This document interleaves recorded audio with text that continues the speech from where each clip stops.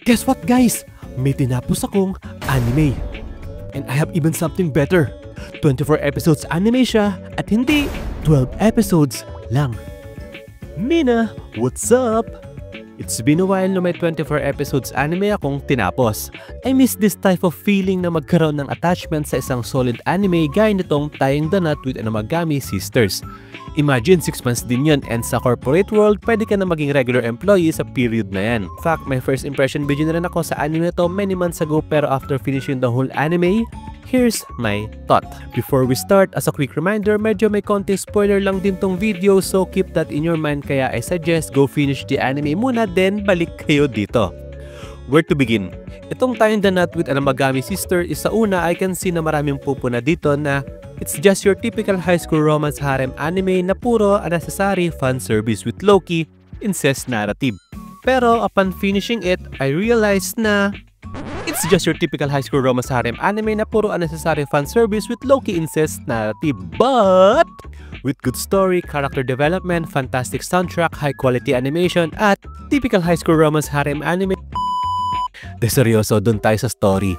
Wala akong idea na magkakaroon ito ng reality bending scenario or mga supernatural phenomena which surprised me kasi gaya nyo, akala ko slice of life anime lang to.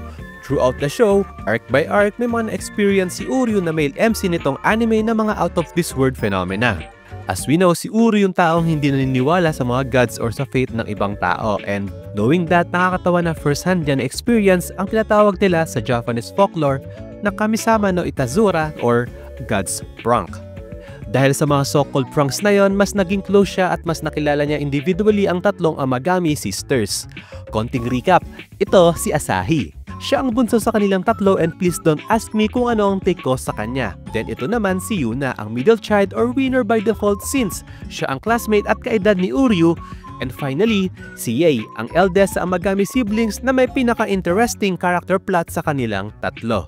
In a span of 24 episodes, I can say na nagawa nitong anime na to yung gusto nitong gawin, which pahirapan tayo mamili sa kanilang tatlo kung sino sa kanila ang bet natin piliin ni Uryu sa huli. Overall, para sa akin, sobrang recommendable nitong Tying the Knot with Amagami Sister and sobrang worth it tapusin. Saka sa dulo, lahat ng mga shenanigans na nangyayari all of a sudden ay mag-make sense. Trust me. Bihirang-bihira na ako makaramdam ng separation anxiety sa isang anime and I can say na isa to sa mga anime na mamimiss ko.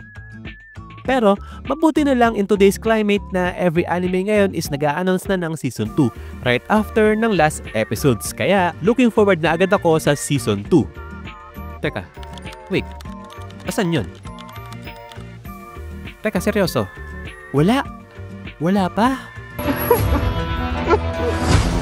First time. So that's it, Mina. Nag-enjoy ba kayo sa video? If oo, give me a thumbs up. Kung kayo nasa sitwasyon ni Uryu, sino kay Asahi, Yuna at Yae ang pakakasalan nyo? Comment down below. With that, well, yun lang.